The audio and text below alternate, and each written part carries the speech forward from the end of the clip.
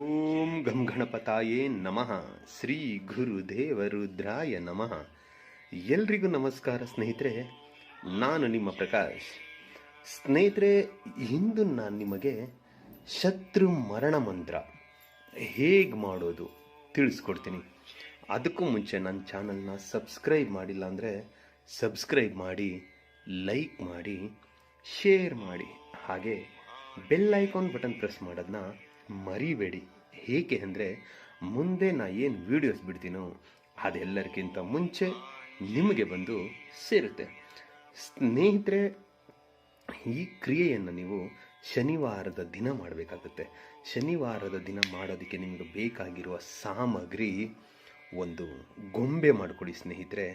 ಅದು ಹೆಣ್ಣಾಗಲಿ ಗಂಡಾಗಲಿ, ಒಂದು ಗೊಂಬೆ ಮತ್ತು ಒಂದು ನಿಂಬೆ ಹಣ್ಣು ಮತ್ತು ಒಂದು ಮಾರ್ಕರ್ ಪೆನ್ನು ಮತ್ತು 11 ಮಳೆ ಸ್ನೇಹಿತರೆ. 1 ಇಂಚಿಂದು 11 ಮಳೆ ನೋಡಿ.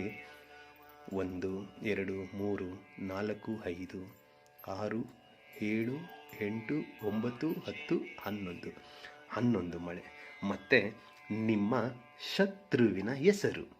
ಇಷ್ಟು ಗೊತ್ತಿದ್ರೆ ಸಾಕು ಸ್ನೇಹಿತರೆ, ಏನು ಬೇಕಾದರೂ ಮಾಡ್ಬೋದು ನೀವು.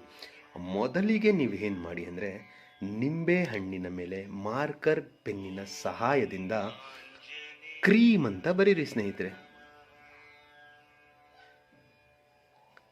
ಕ್ರೀಮ್ ಅಂತ ಬರೆದು ಆದ ಮೇಲೆ ನಿಮ್ಮ ಶತ್ರುವಿನ ಹೆಸರು ಏನಾದರೂ ಬರೀರಿ. ಅದು ಏನು ಬೇಕಾದರೂ ಆಗಿರಲಿ. ನನ್ನ ಎಕ್ಸಾಂಪಲ್ಗೆ ಯಾವುದಾದ್ರೂ ಒಂದು ಹೆಸರನ್ನು ಬರಿತೀನಿ, ಆಯಿತಾ? ಈ ರೀತಿಯಾಗಿ ಒಂದು ಹೆಸರನ್ನು ಬರೆದು ಆದ ಮೇಲೆ ಇದನ್ನು ಇಲ್ಲೇ ಹಿಡಿ. ನೀವು ಕ್ರಿಯೆ ಮಾಡುವಾಗ ದಕ್ಷಿಣ ದಿಕ್ಕಿಗೆ ಕೂತ್ಕೊಳ್ಬೇಕು. ಸಾಧ್ಯವಾದರೆ ಉದ್ದಿನ ಕಾಳನ್ನು ಹಾಕಿ ಅದರ ಮೇಲೆ ಈ ವಸ್ತುಗಳನ್ನ ಇಟ್ಕೊಂಡು ಈ ಗೊಂಬೆಯ ಮೇಲೆ ಅವರ ಹೆಸರನ್ನು ಬರೆಯಿರಿ. ಅವರ ಹೆಸರನ್ನು ಬರೆದು ಆದ ಮೇಲೆ ಈ 11 ಮಳೆ ಏನಿದೆಯೋ 11 ಮಳೆಯನ್ನು ನಿಮ್ಮ ಬಲಗೈಯಲ್ಲಿ ಹಿಡಿದು ಹೀಗೆ ಮುಷ್ಟಿ ಗಟ್ಟಿ ಮಾಡಿಟ್ಕೊಳ್ಳಿ. ಹಿಡಿದುಕೊಂಡು ಇವಾಗ ನಾನು ಏನು ಮಂತ್ರ ಹೇಳ್ತೀನೋ ಆ ಮಂತ್ರನ ನೀವು 108 ಸಾರಿ ಪಠನೆ ಮಾಡ್ಕೋಬೇಕಾಗುತ್ತೆ. ಮೊದಲಿಗೆ ನೋಡಿ, ಮಂತ್ರ ಹೀಗಿದೆ. ಇದನ್ನು ಡಿಸ್ಪ್ಲೇ ಮೇಲೂ ನಾನು ಮಂತ್ರ ಹಾಕ್ತೀನಿ.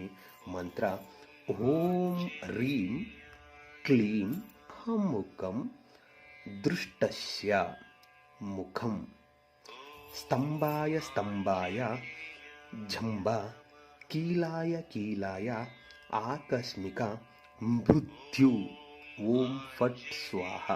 ಆ ರೀತಿಯಾಗಿ 108 ಸಾರಿ ಮಂತ್ರ ಪಠನೆ ಮಾಡಬೇಕು. ಮಂತ್ರ ಪಠನೆ ಮಾಡಿ ಮುಗಿದ ಮೇಲೆ ಇದನ್ನು ಮುಷ್ಟಿಯನ್ನು ಓಪನ್ ಮಾಡಿ ಅದರಲ್ಲಿ ನಿಂಬೆಹಣ್ಣನ್ನು ಹಿಡಿದುಕೊಂಡು ಈ ಗೊಂಬೆಯನ್ನು ಹಿಡಿದುಕೊಂಡು ಉಫ್ ಉಫ್ ಉಫ್ ಅಂತ 3 ಸಾರಿ ಅಭಿಮಂತ್ರಿಸಿ.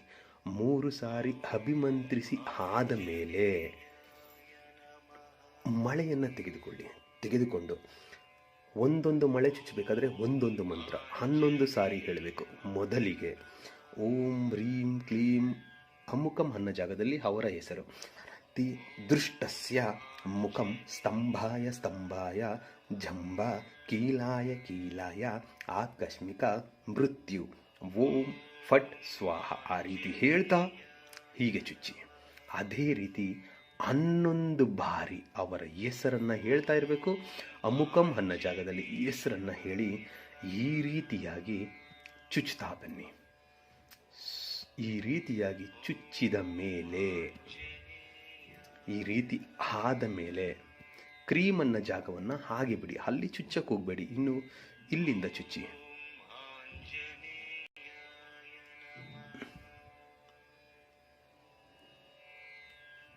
ಈ ರೀತಿಯಾಗಿ ಚುಚ್ಚಿದ ಮೇಲೆ ಈ ರೀತಿ ಮಂತ್ರ ಪಠನೆ ಮಾಡ್ತಾ ಈ ರೀತಿಯಾಗಿ ಚುಚ್ಚಬೇಕು. ಚುಚ್ಚಿ ಆದ ಮೇಲೆ ಇದನ್ನು ಹೀಗೆ ಇಟ್ಟು ನಿಮ್ಮ ಗೊಂಬೆ ಏನಿದೆಯೋ ಗೊಂಬೆಗೆ ಆಕಾರವಾಗಿ ಚುಚ್ಚಬೇಕು. ಚುಚ್ಚಿದ ಮೇಲೆ ಅದನ್ನು ಏನು ಮಾಡಬೇಕು ನಾನು ತಿಳಿಸ್ಕೊಡ್ತೀನಿ. ಏಕೆಂದರೆ ಇದು ಮಳೆ ಗೊಂಬೆನಲ್ಲಿ ಹೋಗೋಲ್ಲ, ಅದಕ್ಕೆ ಮೊದಲಿಗೆ ಹೋಲ್ ಮಾಡಬೇಕಾಗುತ್ತೆ. ಬಟ್ ನಾನು ಹೋಲ್ ಮಾಡದೆ ಇರೋದ್ರಿಂದ ಈ ರೀತಿಯಾಗಿ ಚುಚ್ಚಿ ಇದು ಈ ರೀತಿ ಬರಬೇಕು. ಬಂದ ಮೇಲೆ ಅದನ್ನು ಕ್ರೀಮ್ ಅಂತ ಏನು ಬರ್ತಿದ್ದೀರೋ ಆ ಜಾಗದಲ್ಲಿ ಇದನ್ನು ಸಾಧ್ಯವಾದಷ್ಟು ಮಟ್ಟಿಗೆ ಚುಚ್ಚಿಬಿಡಿ. ಈ ರೀತಿಯಾಗಿ ಮಾಡಿ. ಚುಚ್ಚಿ ಆದ ಮೇಲೆ ನೋಡಿ, ಈ ರೀತಿಯಲ್ಲಿ ಚುಚ್ಚಬೇಕು. ಹೆಸರಿನ ಜಾಗದಲ್ಲಿ ಎಲ್ಲ ಚುಚ್ಚಿ ಆದ ಮೇಲೆ ಇದನ್ನು ಈ ರೀತಿಯಾಗಿ ಚುಚ್ಚಿ ಏನಿದೆಯೋ ಉದ್ದಿನ ಕಾಳು, ಈ ಗೊಂಬೆ, ಈ ನಿಂಬೆಹಣ್ಣು ಇಷ್ಟನ್ನು ತೆಗೆದುಕೊಂಡು ಹೋಗಿ ಒಂದು ಸ್ಮಶಾನದಲ್ಲಿ ಸ್ವಲ್ಪ ಗುಂಡಿ ತೋಡಿ ನೀವು ಹೂಳಿ ಬಂದಿದ್ದೇ ಆದಲ್ಲಿ ನಿಮ್ಮ ಶತ್ರು ಸಂಪೂರ್ಣವಾಗಿ ಆಕಸ್ಮಿಕ ಮೃತ್ಯು ಹೊಂದುತ್ತಾನೆ. ಮತ್ತು ನಿಮಗೆ ಯಾವುದೇ ರೀತಿ ತೊಂದರೆಗಳು ಬರಲ್ಲ. ಇದನ್ನು ಮಾಡಿ, ಖಂಡಿತ ನಿಮಗೆ ರಿಸಲ್ಟ್ ಸಿಕ್ಕೇ ಸಿಗುತ್ತೆ.